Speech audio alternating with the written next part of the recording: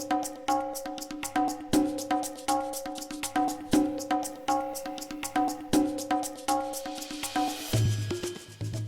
family, thank you for tuning into Our Roots podcast with 𝘃𝗶𝗱𝗲 Ifa.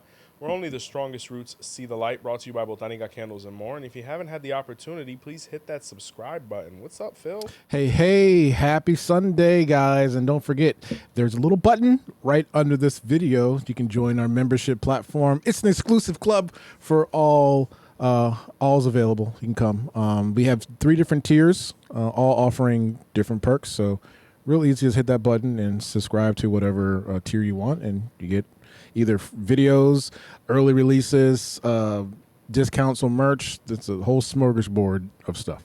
Yeah, I really love interacting with our members, especially the lives, just being able to answer those questions and talk to them like, a person, which is always nice, not just the Baba. Yeah, and find out whether or not if Joseph likes his steak rare or medium. Oh, I'm going to have to throw that one out there. It's medium. But there's other things we talk about as well. Like great, we're just all foodies over here. But back to Ifa, Phil. So what's on the topic today, man? Today we're going to continue with our 𝗃𝗍𝗍 series and occupy and go ahead and talk about the 4th 𝗃𝗍𝗍, which is Baba Odi Meji, right? All right, say it slowly. Baba Odi Meji. Odi Meji, yes, sir. Okay. Is it ODI? ODI, yeah. Okay. You might see 𝗿𝗶𝗸𝗍𝗶. It's even Baba Oyi Meji if you go Uber Yoruba, but the one that's most recognizable is Baba Odi Meji. Okay, all right. So I have to admit, I love them all. The 𝗃𝗍𝗍s have been such a joy to be able to study and delve into because there's so much knowledge there. You have to look at each 𝗃𝗍𝗍 like a steak. It's big. You got to know where to cut it. You can't take a huge piece because you might choke. You have to eat it little by little. You savor it almost. It's that enjoyable. And Baba Odi Meji is the 4th one, and that's actually pretty indicative because it's identified as the seal of the 𝗃𝗍𝗍s. When I mean seal, I mean like a monogram, like something you would close an envelope with. Because the 4 first 𝗃𝗍𝗍s are known as 𝗃𝗍 𝗃𝗍𝗍, which are the first 4 𝗃𝗍𝗍s or signs that actually, basically encompass the universe. These 4 cardinal points, right? North, south, east, west, are all represented by one of these. So, for example, 𝗿𝗶𝗸𝗶𝗍 represents the east, or where the sun rises. 𝗿𝗶𝗸𝗍𝗁 Meji represents the west, where it sets. 𝗿𝗶𝗸𝗍 Meji represents the north, right? And because it's where kind of, the occupancy of heaven kind of began. If you kind of look back at that Pataki where he actually went to war with his brothers 𝗹𝗶𝗸𝗲 and Okun. And then Baba Odi Meji is actually the 4th, or the descension upon earth of all these celestial beings. Because after Baba Odi Meji, basically, the gates of heaven opened up where people realized like, we don't just have to stay up here. We can actually live a life down there. So really exciting stuff, but there's a really epic story that, kind of lets us know how this happened. So it wasn't a peaceful eviction. Baba Odi Meji never really thought about leaving heaven because with his older brothers, the first 3 having left, he kind of had open domain on heaven. And he was seen as a little bit of a bully. When you read the celestial works of Baba Odi Meji, he was actually seen as a wrestler. He was somebody that was very physical, very aggressive, somebody that really didn't communicate well. He was a little bit of a despot and a tyrant. And he said, the only way I'll leave heaven is if somebody can make my back know the floor, basically take him down, right? You being a wrestling guy, imagine the people's elbow, right? Or Stone Cold, So that's basically what they had to do to him, but that was a little difficult because he was a behemoth. He was muscular, he was huge, he really was a great fighter.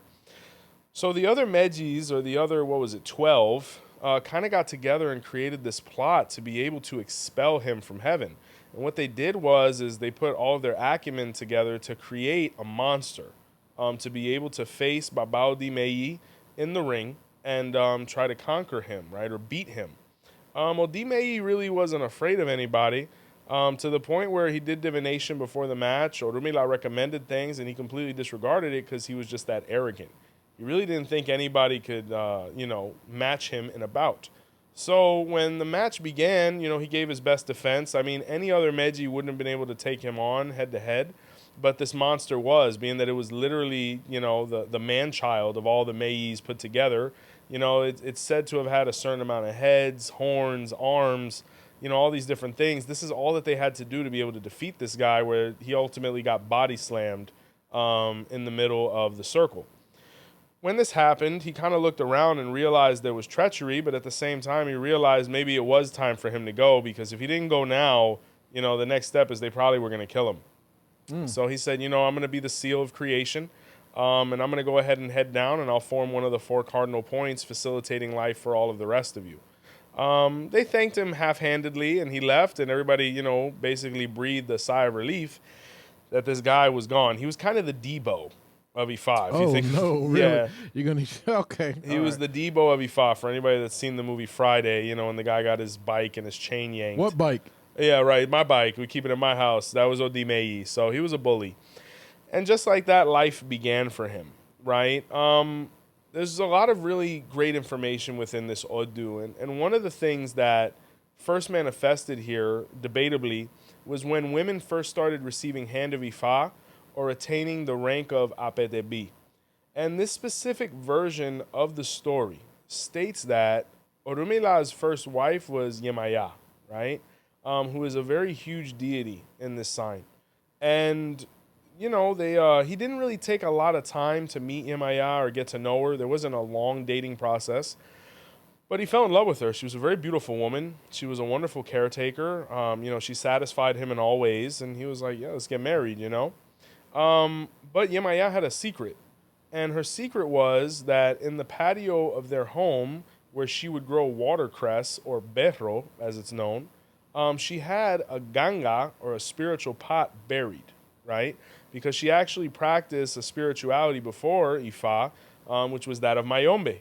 Some people say that in Baba Odi Meji was where Yemaya was actually born in the Congo. So she never told Orunmila because she was afraid that he wouldn't accept her. And, you know, they kind of continued on life. But when they moved in together and all these different things, Orunmila started to notice that he didn't really feel comfortable in his home. He would see shadows. He would hear banging on the wall. He would have nightmares. Yemaya would kind of go into trance, and he was kind of getting freaked out. So he visited some other babalawos. And the Odu of Baba Odi Meji, which was his sign, was actually revealed, where Ifa said that he needed to perform sacrifice to 𝗃𝗀𝗃𝗃, or Mother Earth, to be able to find out what his issue was. So following the recommendation, he went home, and he, you know, divinely selected the place in her watercress garden where he was going to open the hole to be able to feed Mother Earth. So Yemaya, coming home from the market, saw her husband digging around where she had the pot buried. And she was like, honey, what are you doing?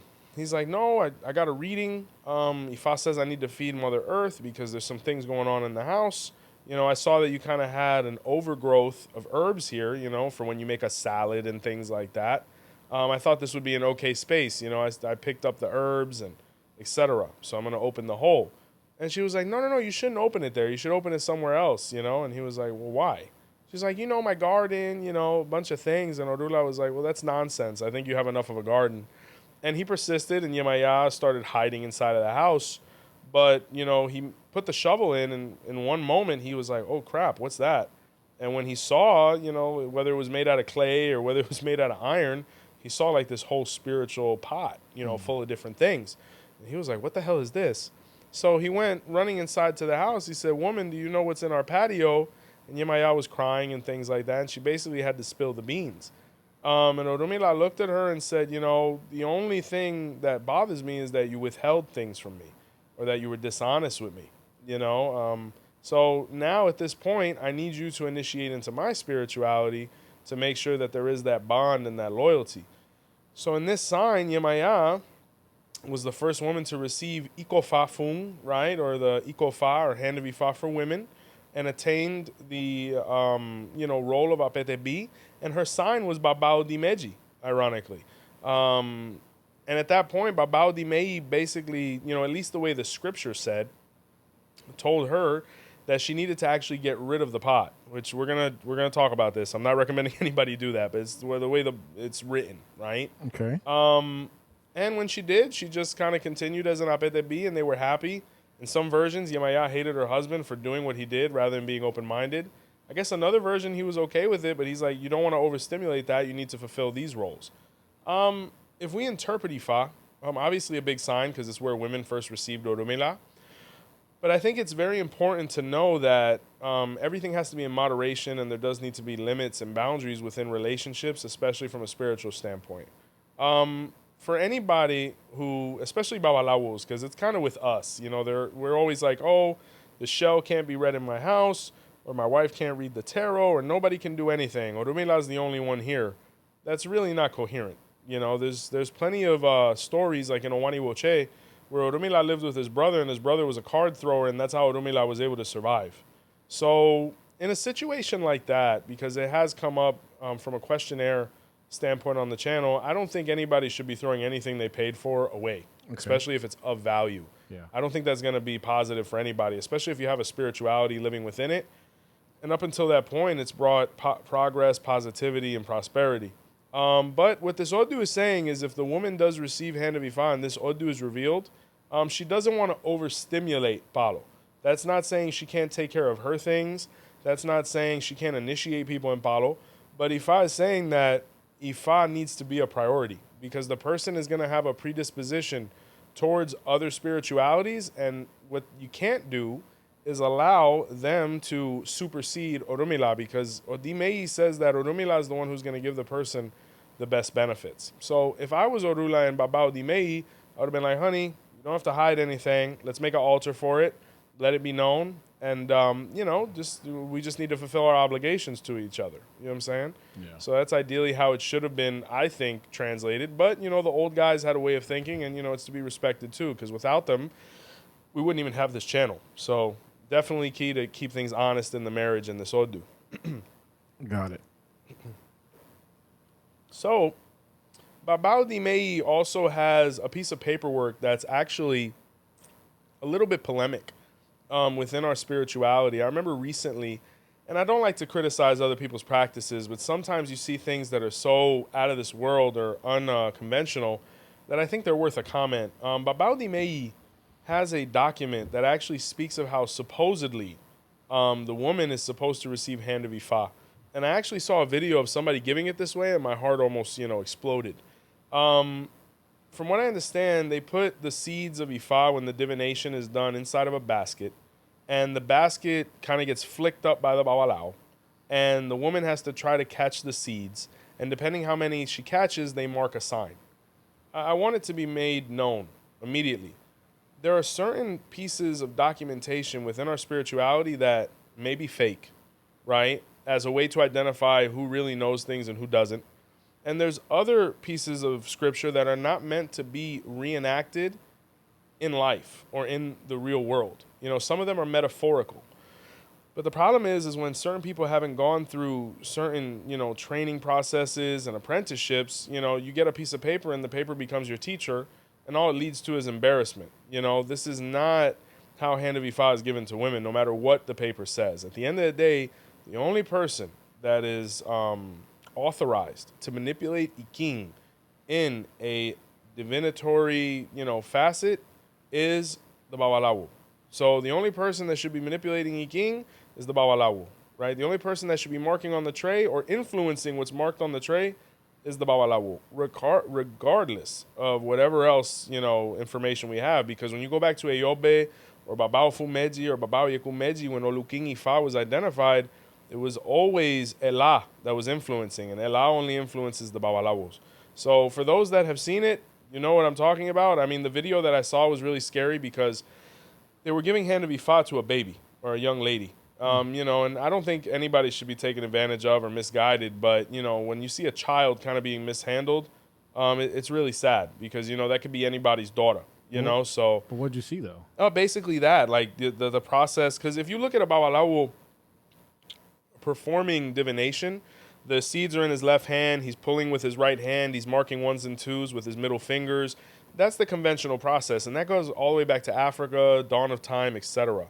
But there's a paper in Baba Odi Meji that speaks of, you know, when the woman goes to receive hand of Ifa, you take the basket with the seeds, you toss them up, the woman has to try to catch them, just a complete Saturday Night Live of divination, which is completely incoherent. But the reason I think that it was ultimately done was because maybe the person didn't know how to interpret the information, or didn't have a teacher, or maybe it wasn't even real, you know. But even if it wasn't real and it was all just one big theater, somebody might have taken that seriously. And if they took it seriously, not knowing you, and you're propagating it as if you're somebody to be followed, that's really dangerous, because even though you're not serious, somebody else might take you seriously. And that could lead to really catastrophic things, because we're playing with destiny. So I just wanted to bring that up because that's also in the sign. But if you see anything like that, or anybody's even mentioning anything like that seriously, practically, please run. Right? Okay. So there's that. Baba Odi Meji. In the Odu of Baba Oyi Meji, it speaks a lot about hygiene. When we translate the name, Baba Oyi Meji literally means the buttocks, right? Because Idi makes reference to each cheek, and Meji means two. So, you know, it makes a big reference to hygiene and things like that. This is the first Odu where people started, you know, basically bathing and cleansing their private areas and things like that, due to the effects that could occur if we do not. Oof, man. And yeah, especially in Florida weather. So what happened here is Shango had a little bit of a dilemma. And the dilemma is that Shango would wipe his backside with the same hand that he would eat. No. So obviously he was going hungry because he couldn't stand the smell of his own hand. So he went for divination, where Baba Oyi Meji, or the buttocks, was revealed. And, you know, 𝗃𝗏𝗏 said, we have to kind of like switch things up a little bit, because this could lead to infection. We're talking about the dawn of humanity, the dark ages, right? Where people really didn't know their right hand from their left. So he recommended that one hand be for cleansing oneself and the other one be for consumption, right?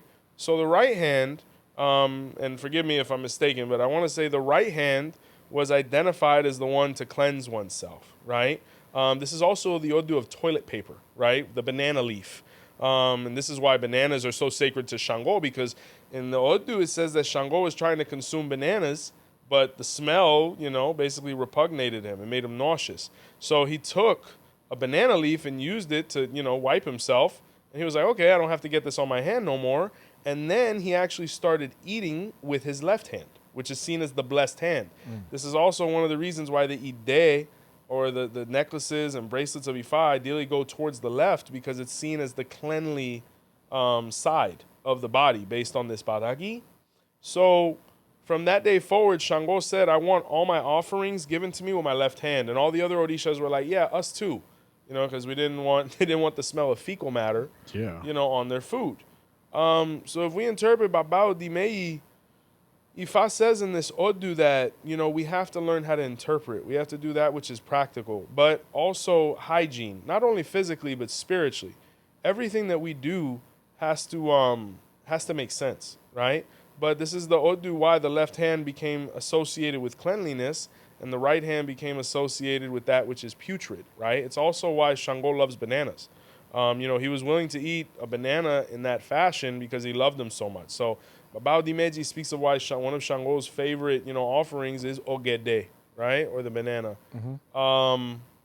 So there's that, right? And it's also toilet paper.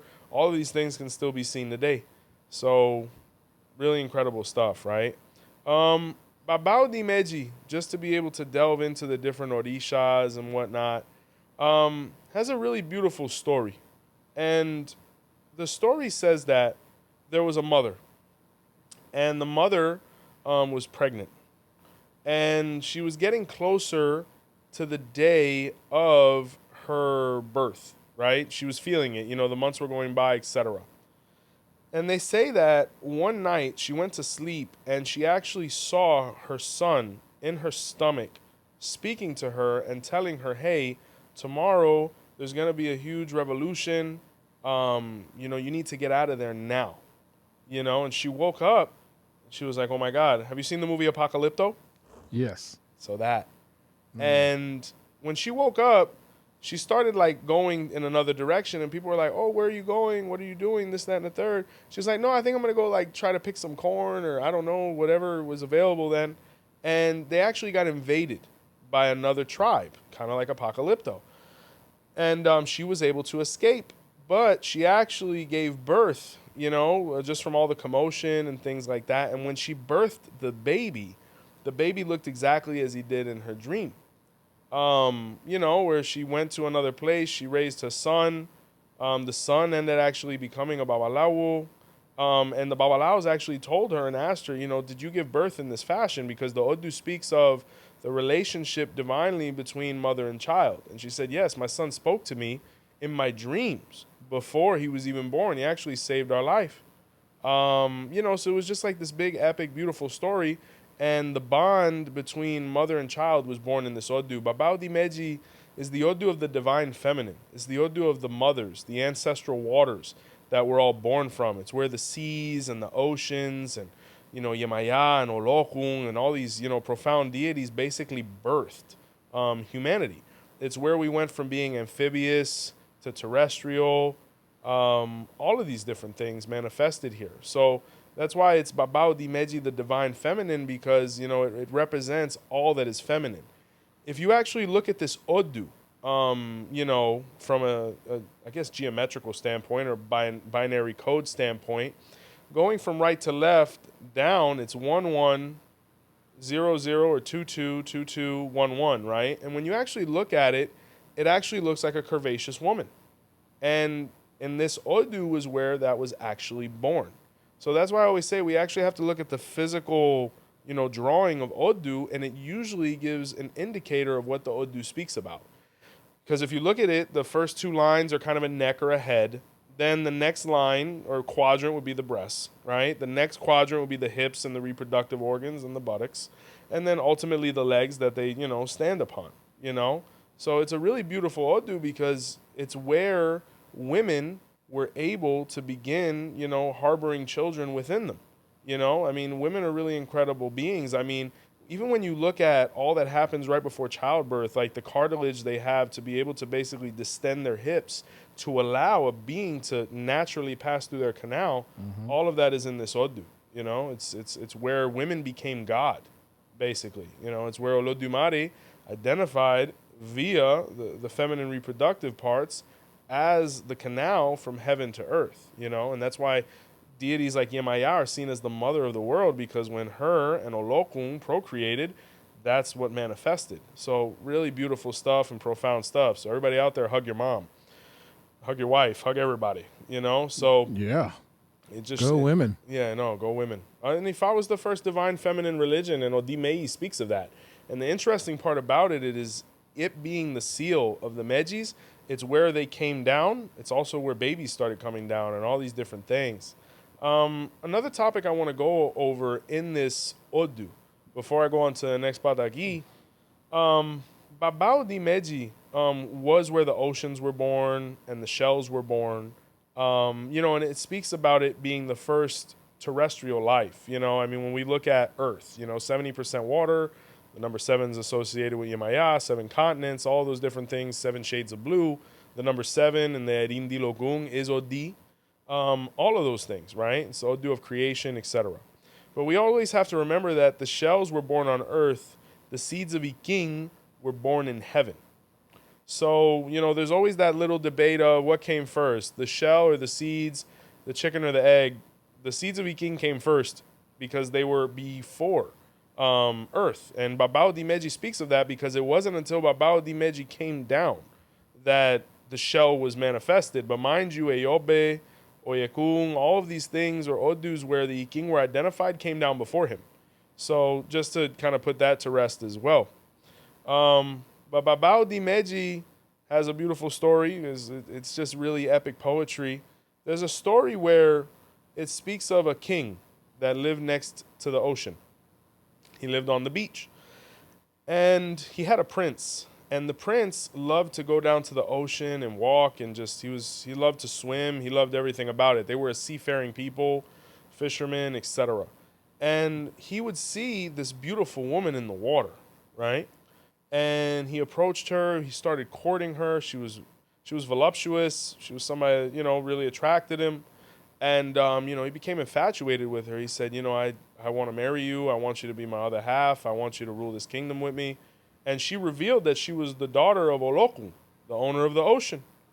And she said, well, you can come meet my dad, and make things formal so that there's peace and unity. And he did, and Olokun accepted him. He said, this is amazing. I wanted to unify with you people. We've done so much side by side, but we've never had a moment of convergence. So you have my blessing, because you're a gentleman. And he said, awesome. So now I'm going to go ahead and let my dad know so we can facilitate everything, and it'll be a beautiful day. So when the prince went back to the father didn't give him his blessing. He said, I don't want you around her. I don't want you around Olokun. I don't want none of that. They're beneath us. A lot of arrogance, right? Really scary. So the king, recognizing that the prince wasn't going to take that well, followed him, or had his royal guard follow the prince down to the ocean in the evening, where they had an idea that they would meet up and, do what, teenagers do.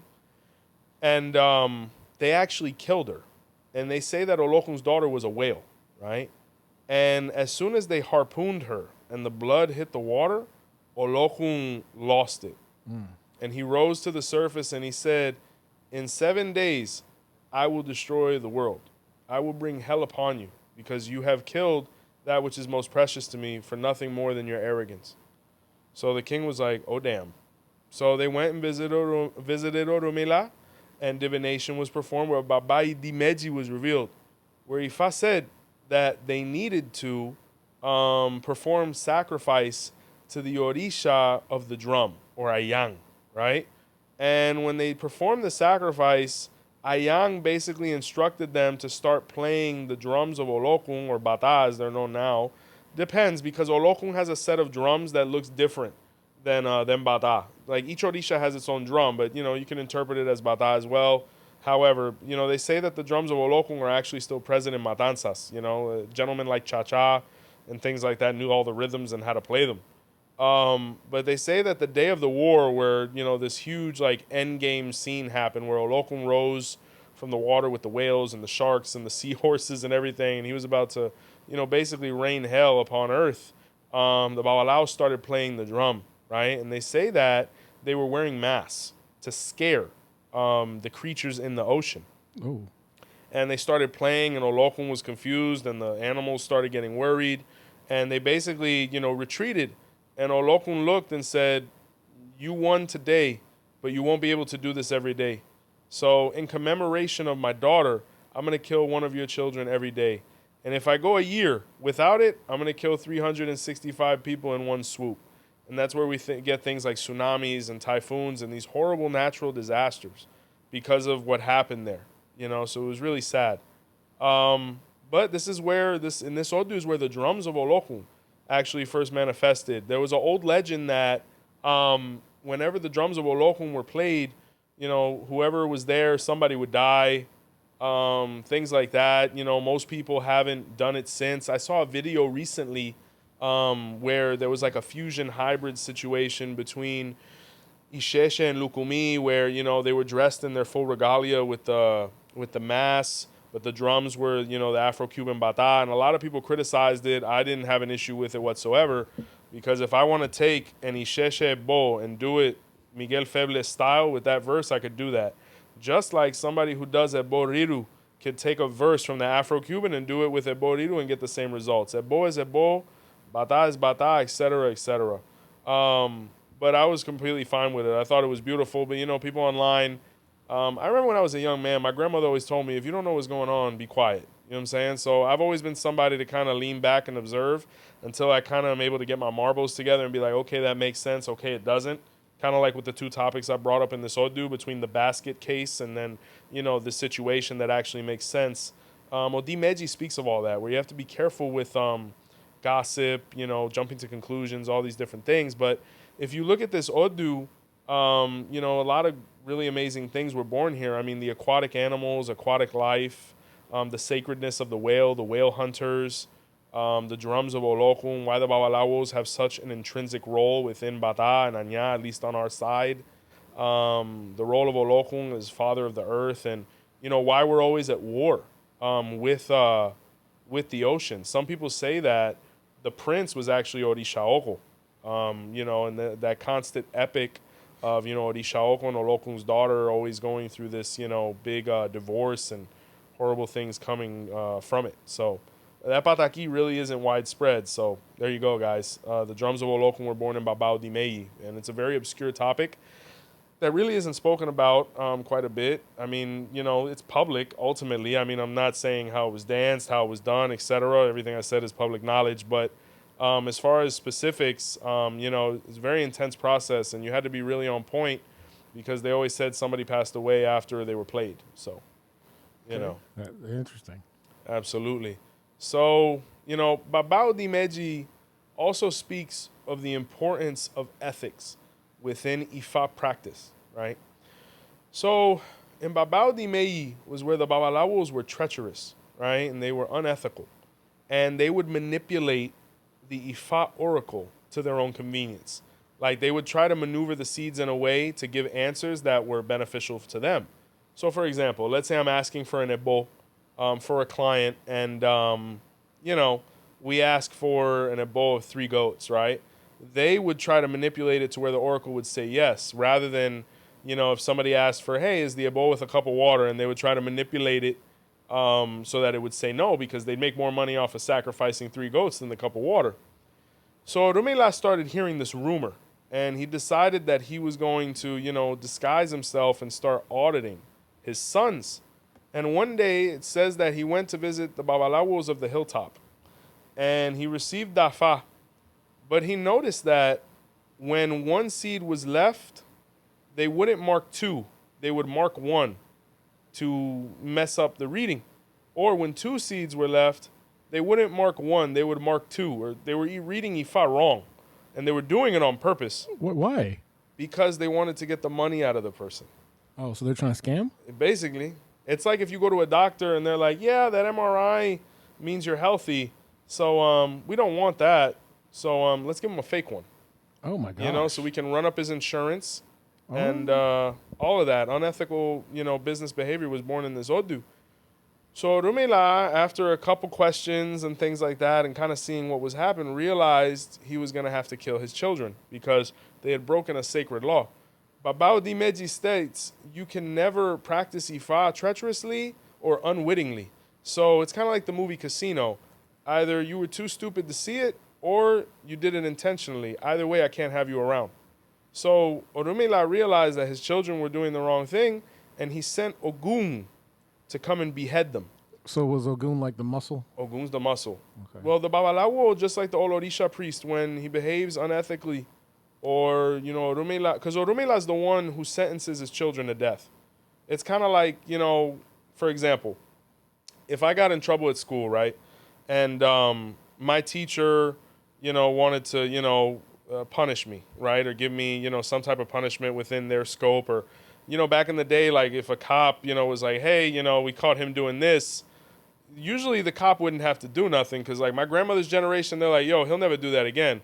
But you would get lit up in the house, like lit up. So Orula was like, hey, everybody's complaining about my kids and whatnot. Don't worry, I'm going to discipline them. But 𝗃𝗶𝗍𝗏 is the most strict orisha there is. He is the owner of 𝗵𝗶𝗸𝗏. So if he's the owner of taboo and we break taboo, it's going to cost us our life. So 𝗃𝗶𝗍𝗏 sent Okun, their older brother, to go and behead them. And he actually used their heads as an example to all other Babalawos. Do not do this, because this is what happens. Unfortunately, we're living in a time where it may be happening, where it may be all too frequent. I don't recommend this for anyone, because in Baba Odi Meji was where 𝗃𝗶𝗍𝗏 had, his sons, the treacherous Babalawos, killed. So, there you go. Oh, jeez. Yeah. Baba Odi Meji. There's an interesting story here as well, where there was a woman, right? And she wanted to, visit a Babalawo, have divination done, all these different things. And, she saw the cost of the 𝗵𝗶𝗍𝗏 that came out with Baba Odi Meji. And she really didn't want to pay Orula, because she was like, I don't want to spend money on that. And Orula was like, okay, well, there you go, there's your reading. So she went to the marketplace, and she went to a flea market, basically, and there was a stand that was selling dolls, right? And she really liked the dolls, and the shopkeep was like, yeah, the cost is this much, which was ironically how much Oromila had asked for the ebo. And she was like, yeah, I want the dolls, right? So she took the dolls home. And around 3 a.m., a lot of nonsense started happening. The dolls basically became possessed, like Annabelle. Oh, no. And the heads started floating on top, and they started speaking in tongues and threatening her and doing a bunch of craziness. And she's like, oh, my God. So she took the dolls back to the shopkeep and said, I want my money back. He said, well, if you would have looked at the sign, no refunds. She's like, okay, can you just take them? He's like, yeah, I'll take them back. What she didn't realize is that the shopkeep was 𝘃cie. And 𝘃cie did that to her on purpose because she didn't do the ebo. So she went running back to Oromila because now she has a bunch of spirituality and energy in her house that she can't handle. And she got red with the same sign again. And Oromila this time around charged her twice as much as before. And she had to pay it. So 𝘃cie got his. Oromila got twice as much. How you get scammed by 𝘃cie? She didn't. Yo, 𝘃cie doesn't play, man. So this is one of the odus where 𝘃cie punishes the person for not following the Babalawo's recommendations, the ethical Babalawo. Because Oromila wasn't asking for anything crazy up front. But when she came back, he's like, yo, I got to charge her twice because I may never see her again. So, Ifa says, don't get red unless you're ready to do the ebo. Because that's like getting an x-ray and not following through with the medication or the procedure.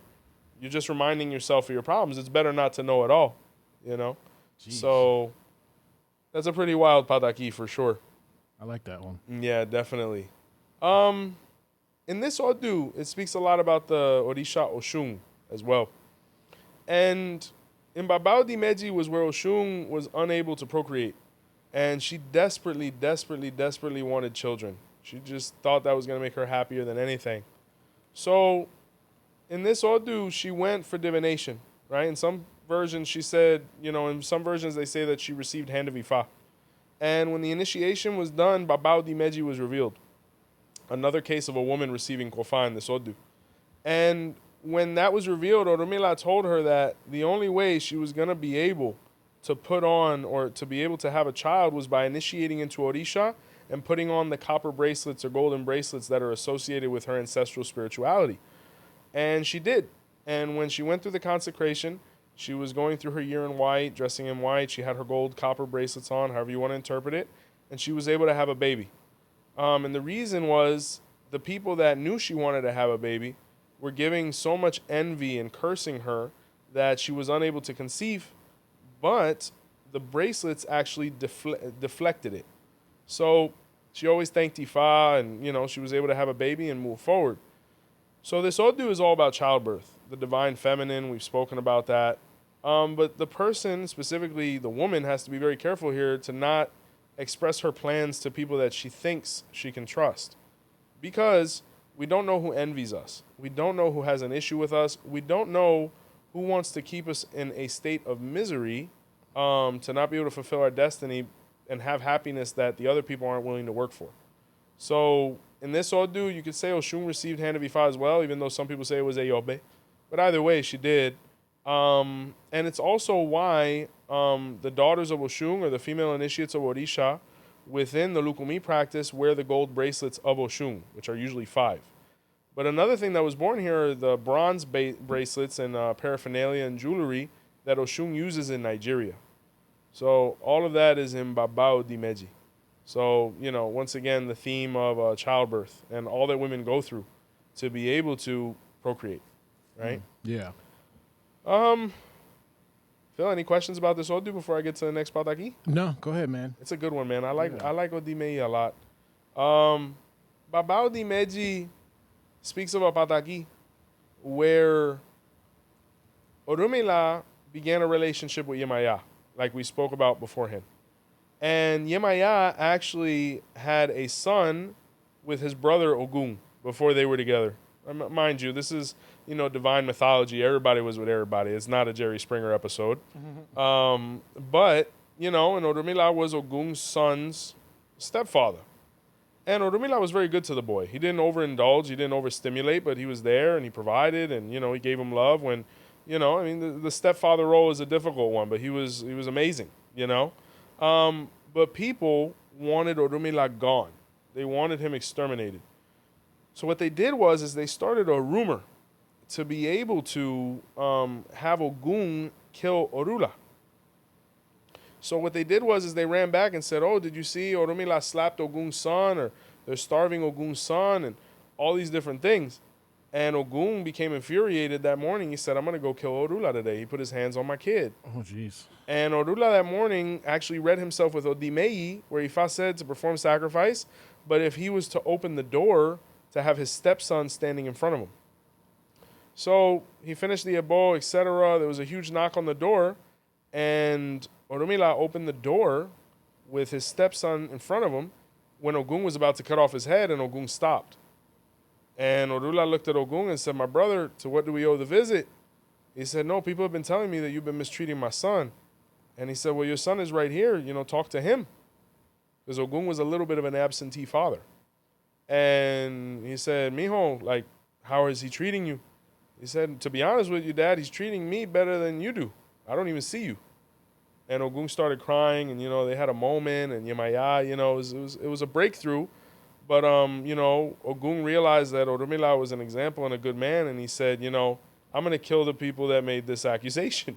And Ogun went back and killed all the gossipers. Jeez. You know what I'm saying? So that's why this Odu says, he who accuses somebody else dirties his own reputation or destroys his own reputation. This Odu speaks of the huge taboo of gossip, lies, speaking too much unnecessarily, all of those things, because it could have cost a very good man his life. It speaks of the important role of fatherhood, whether you are the biological father or the bonus father, right? But, it's a really beautiful Odu because it really shows one of the first cases of an integrated family. All of them just focusing on the child and his growth and, moving forward, harmoniously for that child's benefit. So it was a breakthrough for sure. Okay. Baba Odi Meji also speaks of a pataki, where, why the tutu happens and things of that nature. Can you explain what a tutu is again? The tutu is the funeral rites that are performed that's when someone passes away. Okay, that's what I thought. I just had to make sure. Yeah, so there's a pataki about a gentleman known as 𝗲𝗲𝗿𝗃. And 𝗲𝗲𝗿𝗃 in the land that he was living wasn't really respected or taken into account.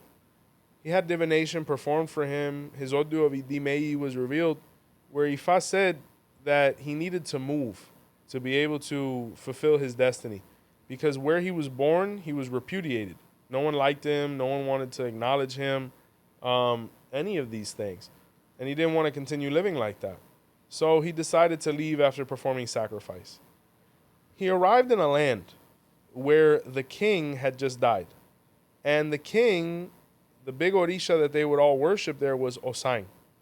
And when 𝗲𝗲𝗿𝗃 arrived, he was received well because the custom was that when a king died, the first person to enter into the kingdom was to receive the inheritance of the king spiritually, or possibly even his crown, because that's how spiritually their faith moved. And 𝗲𝗲𝗿𝗃 was actually a specialist in Osain. So when they thrusted the Osain in front of him and they said, hey, we need results, he performed wonderfully to the point where they made him king, officially.